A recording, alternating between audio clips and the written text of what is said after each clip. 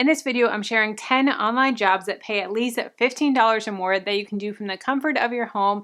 And I'll also be sharing how to stay organized and keep your receipts and taxes all organized with the Epson Rapid Receipt Scanner, so stay tuned. The first online job is a tutor. Now, a tutor you typically think of sitting side by side at the library.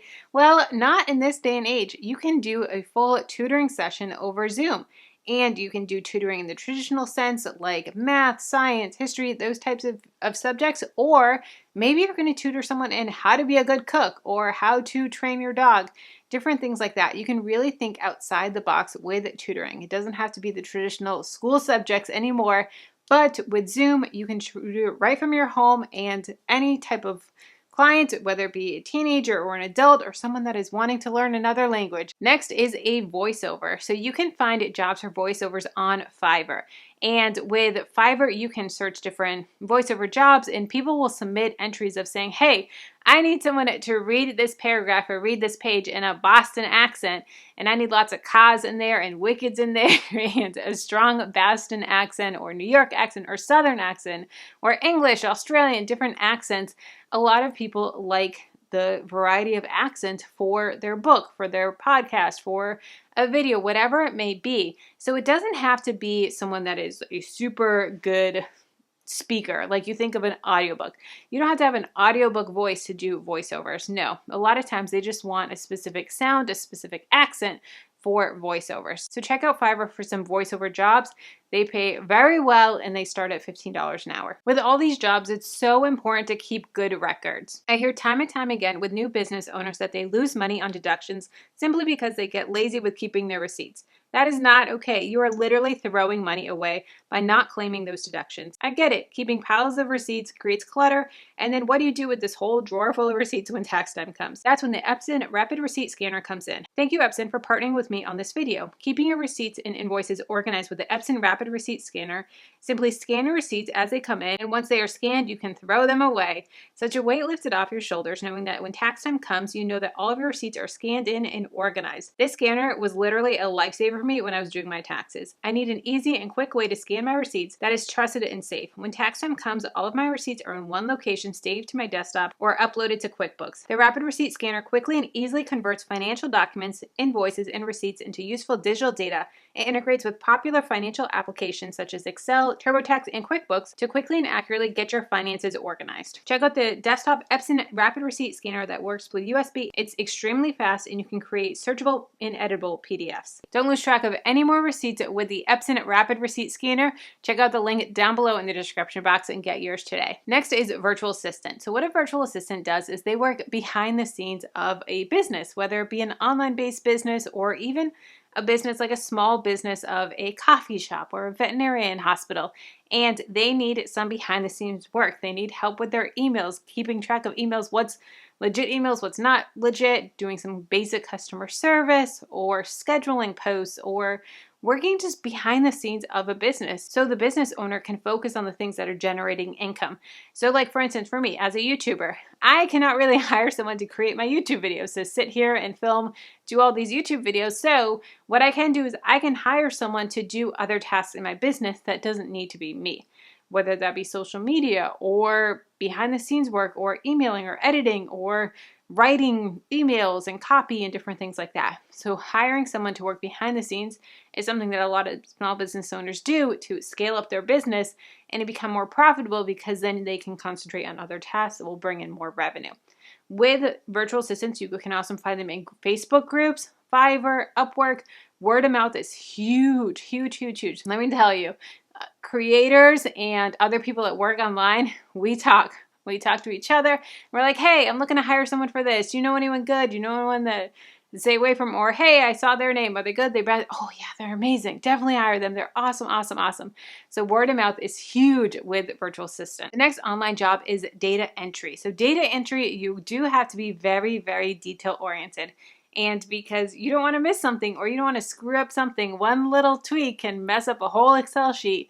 And you have to be very detail oriented and very on top of things to be into data entry, but it is a great online-based job that you can do from your home. You don't need to be in an office to do it, and that can be for a small business owner, it can be for a corporation, of maybe migrating contacts over, maybe migrating email addresses and names and phone numbers over to a new database, a new system, where they just have, a huge Excel sheet of 200 names, 1,000 names, whatever amount of names, they need it migrated over to a new system. That's something that you could do with data entry. So you can find these on Upwork, on Fiverr, different things, word of mouth on data entry as well. But this is a great, great way if you are detail oriented, if you are type A personality, and you just need something to mindlessly, you can listen to a podcast while you're doing it, check out, and just get in the zone and focus on the data. Next is a video editor. Now, a video editor, you can start out with a free version of iMovie that you can get on a MacBook, or you can upgrade down the road as you get better and more advanced with Final Cut Pro, Premiere Pro, applications like that. But a video editor, you don't have to have a degree in design or anything like that. You can learn so much about video editing on YouTube and taking courses and really learning the ins and the outs of how to improve video, how to do color correction, how to do different effects, how to do overlays, how to do lower thirds, different things like that. I personally use Final Cut Pro to edit my videos, and I learned so much on YouTube. Then over the years, I get a little better and better with my video editing. Now, I know a ton of YouTube creators that hire out video editing, just like virtual assistant, because it allows them to focus on other things. So yes, I'm perfectly capable of editing my own videos, but that's something that I am able to outsource because I can't outsource filming, but I can outsource video editing. So video editing is an awesome online job. With video editing, you can really scale up your income and improve as you go. So as you build your portfolio, as your skills get better and better and better and more into the filmmaking than just the choppy, I'm going to get out all the ums and the extra breaths and different things like that, you can really scale up and charge more and more and more. A lot of times video editing is charged by the hour or the project, and can be anywhere from $20 to $100 a video. But as you get up, you can get into the thousands of dollars a video. Like if you think of Mr. Beast, of what he pays his video editors versus someone like me, what I would pay my video editors, you can definitely get better and progress and improve your craft over time. Next is freelance writer. With freelance writing, you really are going to want to pick a niche. And by picking a niche, I mean momming or parenting, being a wife or a mom or a parent or a finance blogger or a investing in crypto, different things like that. Bicycles, maybe you want to niche down into and say, these are the niches that I am very, very competent in and I know, and I am a personal finance freelance writer. That's awesome. So you can go and you can write blog posts, you can write email copy, you can write sales pages, different things like that.